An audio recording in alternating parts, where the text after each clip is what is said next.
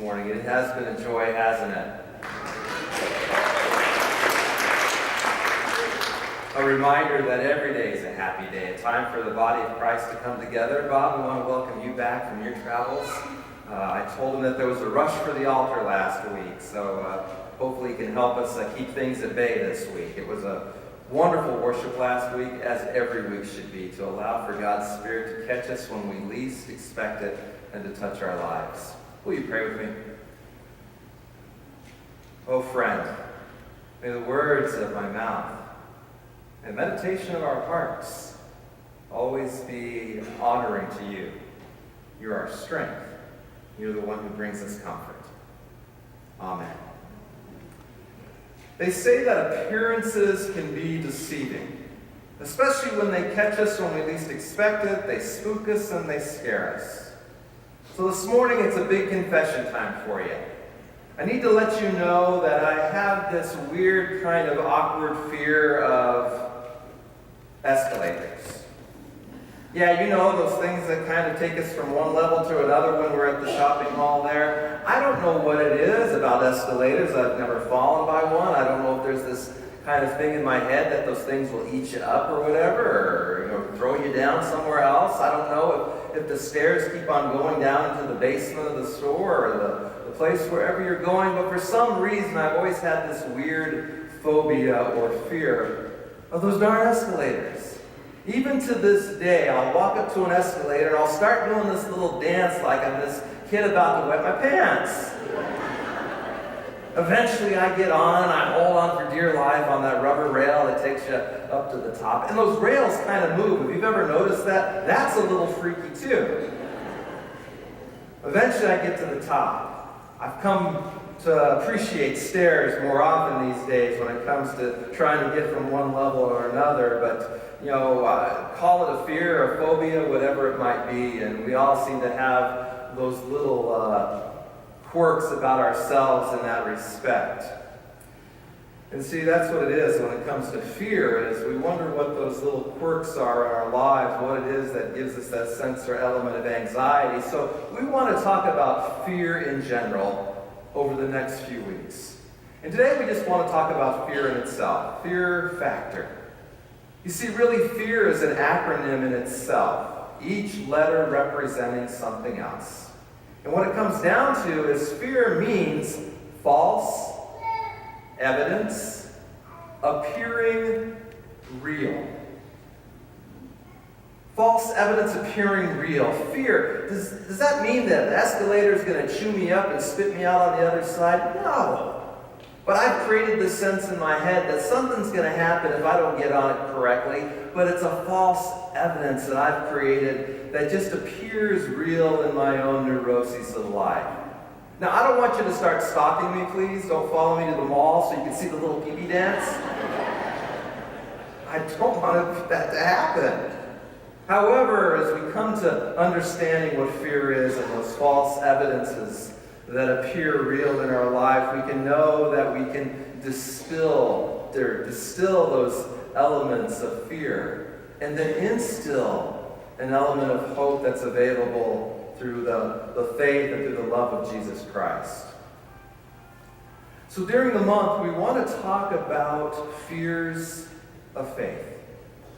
Over the next few weeks here, we'll talk about topics within the Christian world that might make us feel a little bit uncomfortable. I don't want to talk about this subject. Or when I get with my friends and we start talking about what we believe, the palms start to sweat a little bit. So over the next few weeks here, we want to talk about maybe some of those subjects that make you just a little woozy and uncomfortable for some reason or another to talk about, that puts a fear within your own faith. So starting next week, we'll gather and we'll begin talking about the topic of forgiveness. You see, that's a big thing in the Christian church here when it comes to talking about forgiveness. We just prayed a prayer, forgive us our sins as we forgive those who sin against us. But sometimes forgiveness can be difficult to extend to someone as well as to receive. And then the following week, we're going to talk about hell. Whether it be a destination of eternity, or maybe it's just some imposed condition of humanity. I once heard the saying that those who believe in hell often have someone in mind that they'd like to send there. Do you look at hell that way? Or is hell just something that we surround ourselves that just isn't right and puts people through a lot of torment? Our third week, really be our fourth week at that point, in the same vein of hell, we're going to talk about evil. And evil can raise its ugly head in many different ways. It can raise it up biblically as we talk about powers and principalities. It can raise up in other ways. We talk about the devil or Satan or Beelzebub. Evil might just be that person that you're trying to mend a relationship with, and you guys just are at odds with one another. And then we'll conclude on All Saints Sunday as we talk about death. That might be one of the greatest fears of our faith. You know, we can say we welcome death, and death is evidently going to come upon us, but the process of leading up to death can really be a hard road to walk upon. As we go through those valleys of the shadow of death, we're told to not fear it, for God is with us and leads us. Death is that place that in those dark valleys of life we do end into a place in which we are made whole in the love of God. So when it comes down to fear, we can either look at it as a box that kind of closes us in and allows us to be afraid with those things in life that are just circumstances that might just appear real, or we can open up the box and allow ourselves to experience hope and freedom that we experience as followers of Jesus Christ. Truly to know that it is just false evidence. It only appears real. So let's talk about fear a little bit. What is fear in itself? If you remember back in 1932, during his first inaugural address to the country, Franklin Delano Roosevelt had these words to say to our country when it came to fear. And I invite you to watch this.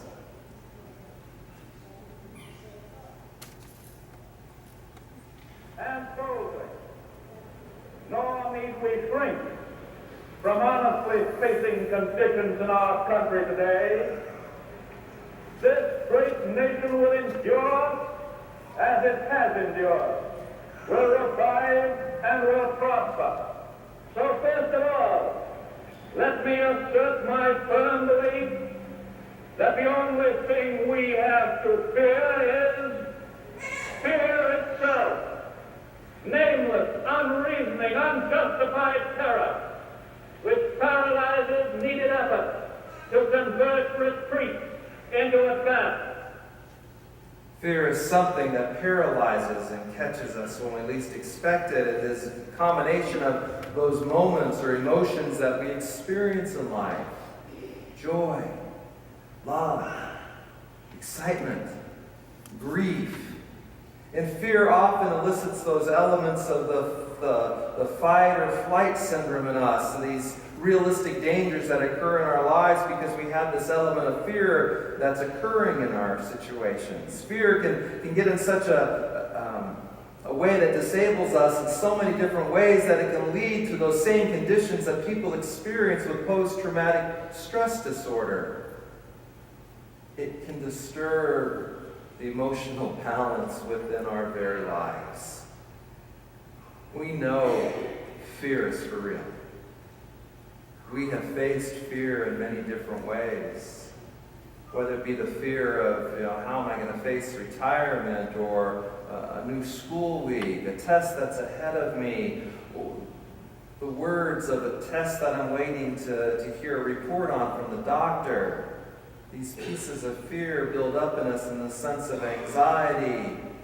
When I was probably 6 years old, walking down through that door there and seeing the ashes among us here, I imagine the adults then had this element of fear. Will we go on as a church? Will we go on as a church? Survey says we have. Fear overcome.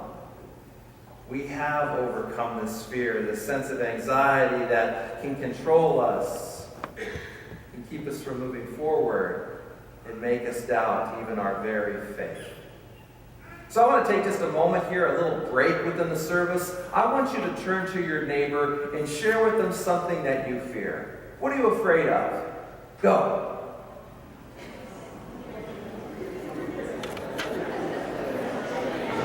terrified of spiders, which apparently is actually in this book, in this PowerPoint presentation. I don't like spiders. I like beetles. 10 seconds. This isn't the welcoming time. 2 seconds. Stop. Now, anyone want to rat out what their neighbor said that they're afraid of? What are you afraid of, folks? Snakes. Okay. Guitars?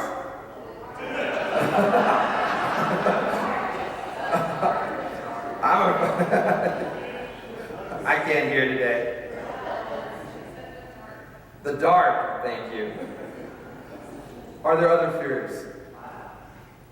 Clowns, yes. Yet we have a whole office full of them. Okay? Okay. Choir, do you have any fears? Thunder. Lights. Oh, heights, yes.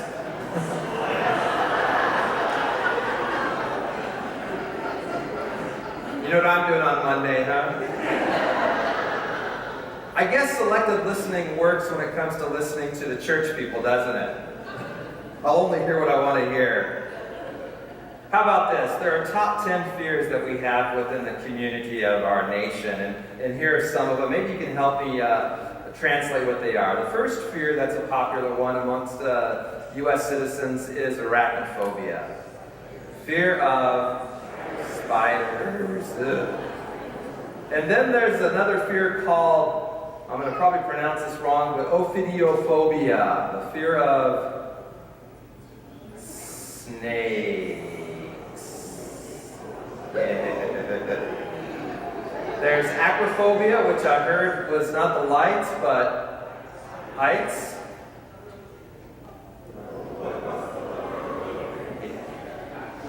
There's agoraphobia. Spaces, or often sometimes associated with fear of being in large crowds. So if that's your phobia, good for you. You're here with us in church today. Hopefully we can share in that together. I'm going to go to an escalator later on, so if you want to join me. There's xenophobia, the fear of, if you're a post mail clerk or anybody, xenophobia is the fear of dogs. And then there's astrophobia, the fear of thunder and lightning. Puts you right under the bed, doesn't it? Then there's trypanophobia. Who wants to go get a shot after church? The fear of injections. We all have all sorts of different social phobias on, I'm not going to shake your hand, or, it just kind of feels awkward to meet new people. We have social phobias. Then there's pteromerapanophobia. If you're traveling and you're just a little bit queasy there about the anxiety, it's the fear of flying. And then the last of the top 10 fears in the nation is mysophobia or misophobia. Where's that stuff we keep on the altar here, by the way? The fear of germs and dirt and all those icky bugs that we're afraid we're going to catch from someone or another. But look at it this way. When we begin to share our fears with one another, when we name our fears before each other, we begin to take control. We claim it. We own our stuff, as we talked about in mending fences there. When we name those fears, we're the ones taking control. I know I freak out at escalators. You know what you freak out on. You know what makes you feel kind of queasy and sweaty in the palms. Name it.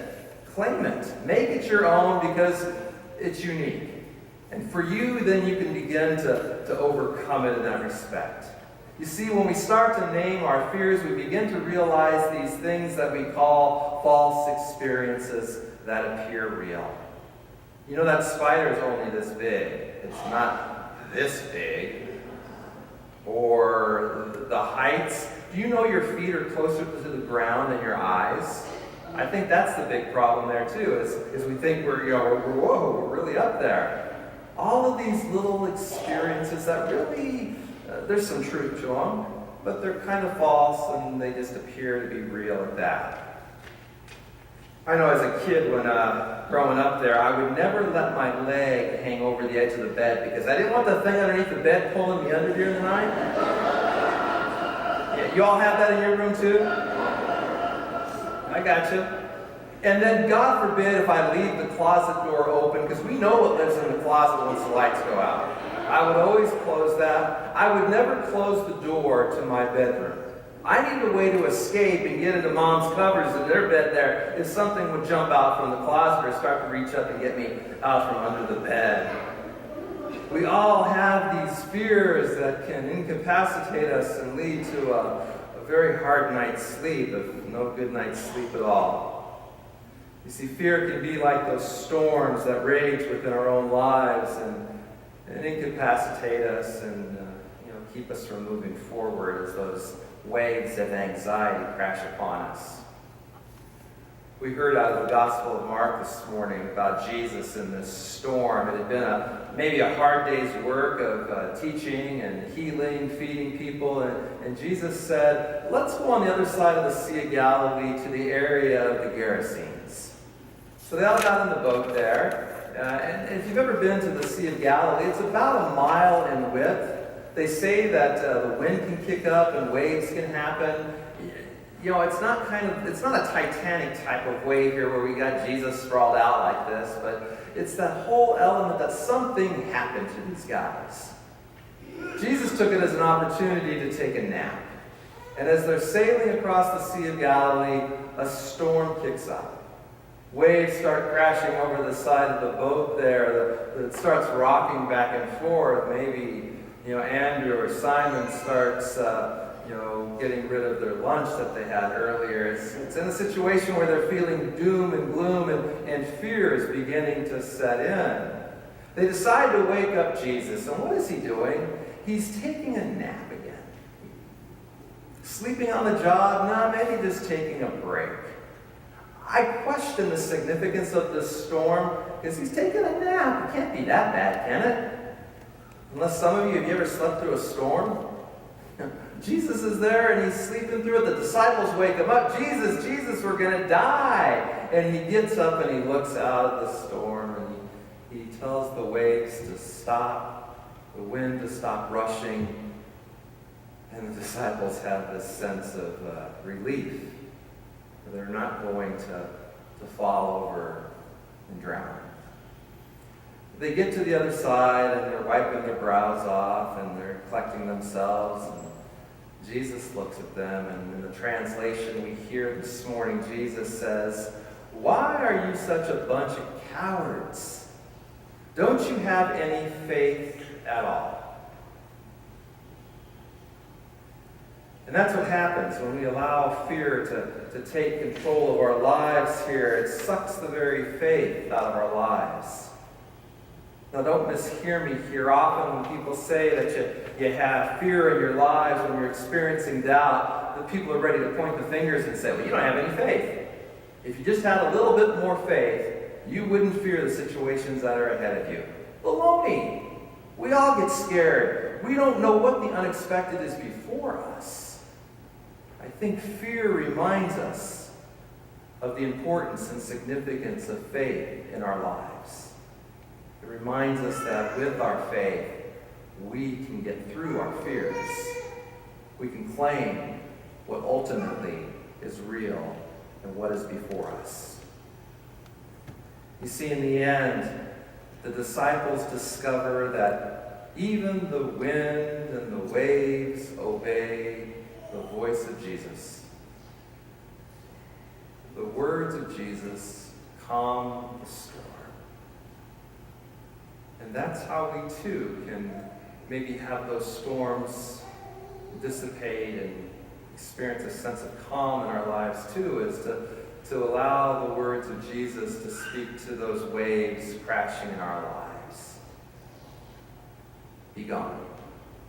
Silence. You coward. Don't you realize that even I could take a nap in the midst of this splashing water? We're going to be okay. That even in the midst of life, in the ashes that are before you, that you will go on, and we will continue to be who we are.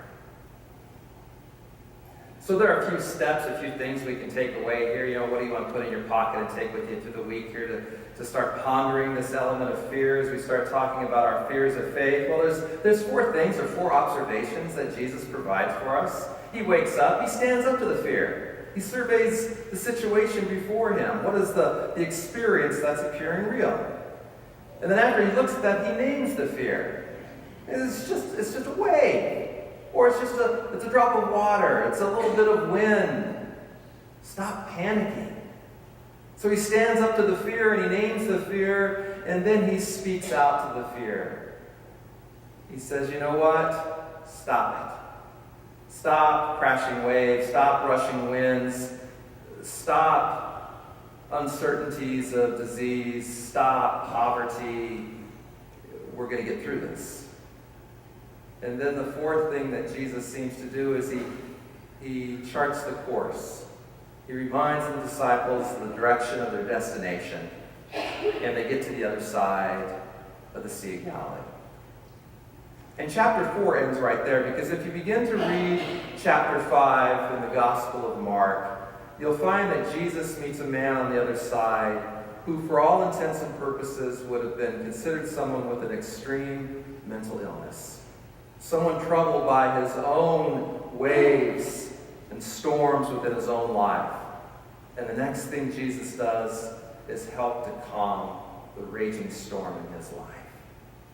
This whole section, this passage here, is about God's kingdom, one that comes near us and reminds us that we're not alone, that we have nothing to fear, that we can be free from fear, even in the midst of life when it seems like all we have is nothing but doubt. It was the week before Thanksgiving. I don't know what you do the week before Thanksgiving, but I start thinking about the meal. It was the week before Thanksgiving, and my wife decided to pack up all of her worldly belongings and move out and end the marriage short of eternity. Fear started to set in. What was I going to do? I had charted a life here before me, and the waves started crashing in. I was going to be alone. There was a sense of uncertainty there, what to expect, what could I do? I would go into the bedroom there and open up the dresser drawer and take in still her smell, the fragrance of her clothes that used to occupy that space, and then I'd look around the home and she's no longer there. How often have you too gone to the dresser drawer of your life, or in reality, to breathe in the smell of joy, of memories, only to know that they've been taken away? Of course, doubt sets in. Of course, fear sits in. But then we begin to step back and we chart a new course. We name what that fear was. We call out to it. And then we begin to realize we can move on. I didn't know that a year later, I would become a foster parent. And that a year after that, and a couple of years after that, I would be a father to 2 sons. Fear is overcome when we squash the doubts of life. And we are reminded that we too can get through these things. That we discover a hope in Jesus that reminds us we are not alone. That these fears, these experiences maybe aren't real in the first place, but something that we just create into a mountain of a hill itself. Today we celebrate World Communion Sunday. And I have heard over and over again people that tell me and say, David, I'm not worthy to come to this table.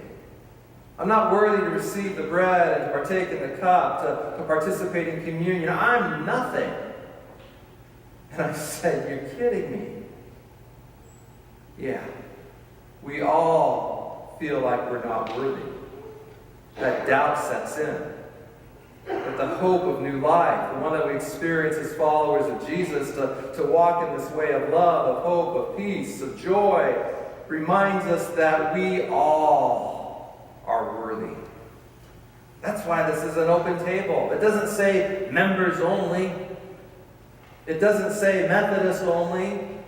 It says this table is open to all of us. That is the false experience that so many have claimed over and over in life, that I'm not worthy, and you've probably heard the message, you're not worthy.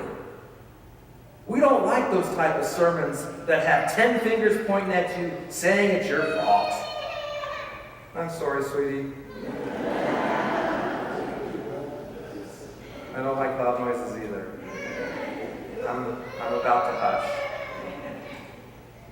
We don't like that message that points at us and tells us we are not worthy, that we are wrong.